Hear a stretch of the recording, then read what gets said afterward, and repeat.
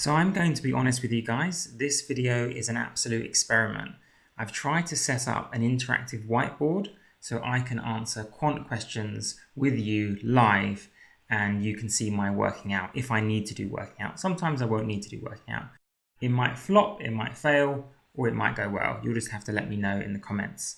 But the theme of this video is just like I did for verbal, I want you to see me answering GRE quant questions live and you get to hear my thinking as I'm going along. Yes, I did get 170 on the GRE and 780 on the GMAT, but I am not perfect at this, so obviously I might get some of these wrong, but we'll see. The link, of course, will be in the description, and this comes from Princeton Review, which is one of the major providers of GRE content. If you're studying for the GMAT, all the same tricks that you can see here for GRE Quant will still apply, so it's still worth watching.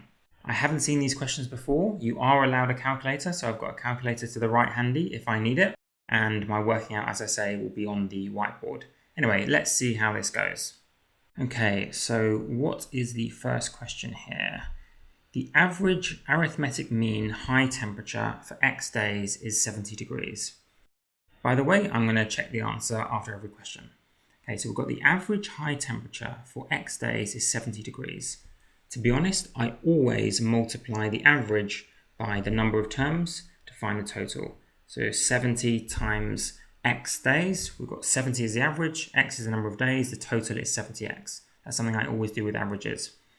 The addition of one day with a high temperature of 75 degrees increases the average to 71 degrees. Okay, same logic. We have a new average of 71. 71, that's write my sevens like that. And that new average of 71, what do we do with averages? We always multiply it by the number of terms. In this case, there have now been X plus 1 days. Before there were X days, so we multiplied by X, but now there are X plus 1 days, right? Because there's just been one more day. So we multiply the average always by the number of terms. And what can we say about these two figures here? I'm kind of teaching now as I'm doing the question, but these are the two totals, right? When you do average times number of terms, you're getting the total. So this 70x was the total before that one extra day, and this 71 times x plus 1 was the total after that extra day. So we can say this total here, 70x, plus that one extra day where it's 75 equals this new total of 71 times x plus 1. You might answer this question in a different way, but this is exactly how I teach averages, and this is what I do myself. I always do the average, which was 70, times the number of terms or the number of days, which was x, to get one total. Then I did the overall average, which was 71 degrees, it said, times the number of days, which is x plus 1. That gives me two totals, 70x and 71 times x plus 1, which I will expand. And how did one total become the other total? Well, they added one extra day, which was 75 degrees. So this gives us an equation which we can now solve. See if I can write this neatly. 70x plus 75 equals, I'm going to multiply out that bracket, so 71x plus 71, take away 70x from both sides, so 75 equals 1x plus 71, take away 71, so it looks like 4 equals x. So quantity A is x, which is 4, and so quantity B is greater answer B. And that is correct. I've noticed that they've done it a different way. I don't really care. To be honest, this is how I do averages, just like I taught in my video, and it worked for me here. A little bit harder because we had to set up an equation, but that's honestly what I would do. Before I move on to the next question, it would make sense if I just got rid of that guy there, don't save, perfect, a new whiteboard. Okay, let's get on to the next one, and let's see if I can get this right as well. A and B are integers. A squared equals B cubed. Which is bigger, A or B? Now, I'm guessing here the trap is to make you think that A has to be bigger, because you would think A has to be bigger for sure, because if A is something like 8 squared is 64, but B would be something smaller because you have to cube B to get to the same size as A squared. So B would be like 4 in that example. 4 cubed is 64. and A is bigger than B. If you have to cube B to get to the same size as only squaring A, then A must be bigger, right? I'm guessing that's the trap. And let me think about it. What about like negatives? Always think about negatives, fractions, that kind of thing. I've taught that in a different video. Okay, if A could be minus 8. For example, it said A and B are integers. It didn't say positive. If A was minus 8, then minus 8 squared is still 64, and B could still be 4 or minus 4. We don't know. So we don't actually know which one's bigger, because A could be a negative. Actually, B couldn't be minus 4 because it's cubed, sorry. But A could be positive 8 or negative 8. So we don't know if A is positive or negative. It could be positive 8 or minus 8. And so if B is 4, it could be bigger than 4 or less than 4. Did you spot that it could be negative? Because it could be negative, I'm going to go for D, quite confident, and it is D. Very happy with that. No working out, unfortunately, was necessary for my lovely new whiteboard. But as I say, let me know if this whiteboard interactive thing helps you or not. Haven't seen these questions before, as I say, even though they're using my same numbers, it looks like. It says down here 8 squared equals 4 cubed. I just knew that 64 was also a square number and a cube number, so I picked that example, but again, I haven't seen these explanations before. You're getting my raw thinking, and I might get it wrong. Definitely let me know if this helps. Anyway, I'm guessing these might get harder, so let's see question 3. A certain pet store sells only dogs and cats. Okay. In March, the store sold twice as many dogs as cats. In April, the store sold twice the number of dogs that it sold in March. This is probably going to be picking numbers, maybe. And 3 times the number of cats that it sold in March, maybe not. The total number of pets the store sold in March and April combined was 500. That, by the way, is the giveaway. We can't pick numbers. I was very tempted to pick numbers to get rid of all of this being double of that, this being triple of that, because it just makes it easier to pick numbers. But what stops me from picking numbers? The fact that they give me an equals 500. The total equals 500. The moment there's an equals, we can't pick numbers because we can't just make up any number because it has to equal 500 the total. So we're not going to pick numbers. What are we going to do? Our old friend, algebra. So my best friend, to be honest, is picking numbers, but my second best friend is algebra. So let's say that in March, we sold... Well, now here's the interesting thing. I was about to say we could create 2 letters, C and D, and that's probably what most of you would do. But I'm going to try to answer this question only with one variable, because I find that much easier if there's just one algebraic term. Let's say C for cats. I know you're thinking I've gone crazy. This might not work, but it's a method that I do like. It says the store sold twice as many dogs as cats. So if it sold C cats, then it sold twice as many dogs. So it sold 2C dogs, all right? Notice I'm just using one variable. We sold C cats and we sold twice as many dogs. So that's 2C, right? Twice the number of whatever C is. Notice only one variable. I bet you guys did 2. But hopefully if this works, then I'll have proven that one variable is enough. Always try to minimize variables. In April, the store sold, that was March, probably should label that if I'm in front of an audience. I've got to have a good working out here. In April, what happened? In April, the store sold twice the number of dogs that it sold in March. Right, so we know it sold 2C dogs. Should probably label this as well for being really fancy. Dogs up there. This is cats. In April, it sold twice the number of dogs that it sold in March. So that's now 4C. Still the same one variable. And 3 times the number of cats that it sold in March. So that's 3C. Okay, no need for simultaneous equations. We just use one variable.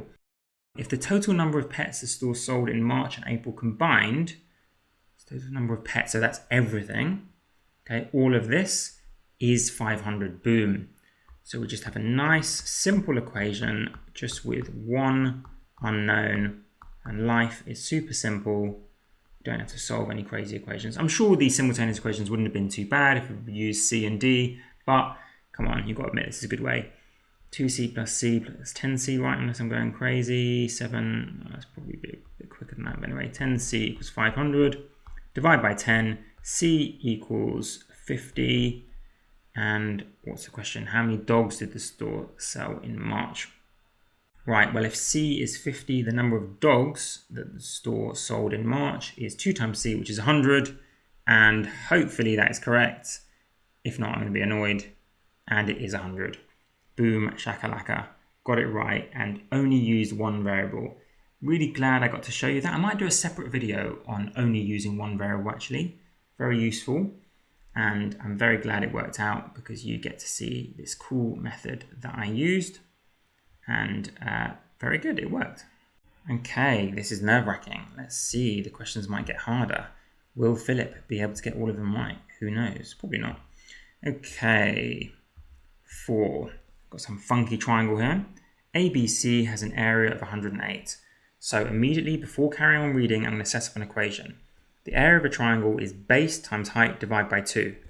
The base here is x, the height is y, the perpendicular height is y, divide by 2 is the area, and they tell me that the area is 108. Notice I just automatically set up that equation without even carrying on reading the question because I just know it's going to be useful. Anyway, both x and y are integers. Which of the following could be the value of x?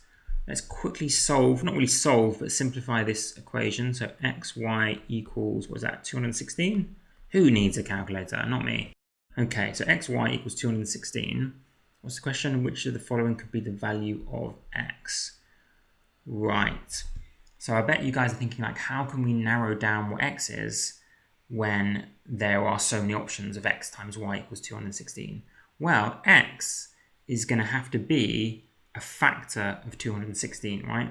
Well, let me say another way. It can't be 5, like answer B, because 5 doesn't go into 216. It's not like 5 times another number y is going to get you 216. So it can't be 5. Does 4 go into 216?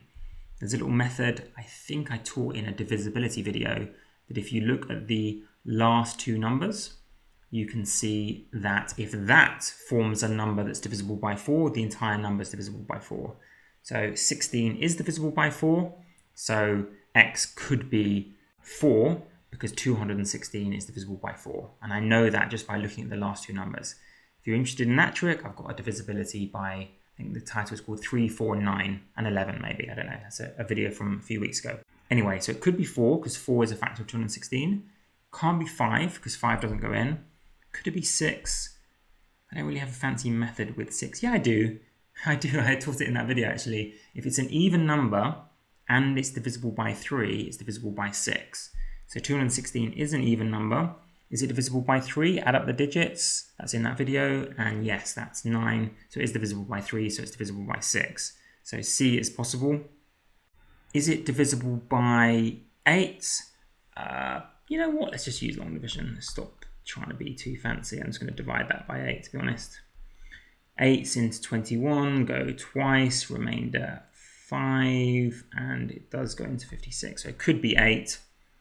And could it be 9? Yes, because the digits of 216 add up to 9, so it's divisible by 9. Again, that's in the other video. So I think, wasn't it everything apart from 5? I think it worked out to be. Let's see if that's correct.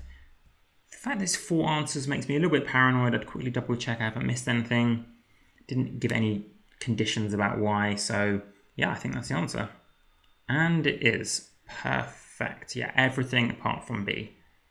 So that question was good because it showcased 2 key features, which is setting up an equation even before they ask you. That was great. And divisibility shortcuts, which again features in another one of my videos. So very happy to have gotten that right. And how many questions are left here? 2 more questions. So this should be fun. Let us refresh the pad and move on to the next question. Here it says, each month, Ronaldo, didn't know that was a name, earns a commission of 10.5% of his total sales for the month, plus a salary of $2,500. If Ronaldo earns that much, what were his total sales? So we know the 3,025 includes the salary of 2,500. So if we just want to find his commission, we take away 2,500 from that, and that is 525. No need for a calculator, let's save some time. So we know he made $525 as his commission, and we know that equals 10.5% of his total salary. So I'm writing that as a decimal. The $525, could do a dollar sign if you want, equals 10.5%, which is 0.105 of his total sales. I'm not going to write S because that looks like a 5, I'll write X. Does that equation make sense? The commission, 525, that was the difference between his total and his salary, equals 10.5% of his sales. And I just called his sales X, and 10.5% as a decimal is 0.105. And now to find X, his total sales, all we have to do is use the calculator. Could I do that in my head? Probably, but it would take some time. So let's just do 525. We're dividing both sides by 0.105, by the way. That's how you isolate the X. You divide by what's in front of it. So we're dividing both sides by 0.105. And that is giving us his sales of 5,000. I could double check that, but that's such a nice round number. Pretty sure that's correct, and it is correct. That is how you solve percentage equals amount question types. And we are down to our final question. Again, let me know in the comments if this style of video helps. You're just getting my raw thinking, reacting to questions as they come up. Okay, what is the last question? Are these getting harder? No, they seem all about the same level, to be honest. They all seem a bit medium to me. Like that one was maybe easy or low level possibly, but then this one was high level with the triangle. This one with the pets, probably medium. This one probably medium. This one's probably low. So maybe another high, because 2 of each type. So the last one might be a high level. We'll see. Anyway, at a recent dog show, there were 5 finalists. One of the finalists was awarded Best in Show, and another finalist was awarded Honourable Mention. In how many different ways could the 2 awards be given out? Well, this is a classic combinatorics question because we're choosing 2 awards out of 5 finalists. So it's definitely combinatorics. The question is it permutations or combinations? I've done a video on each one, so do check them out.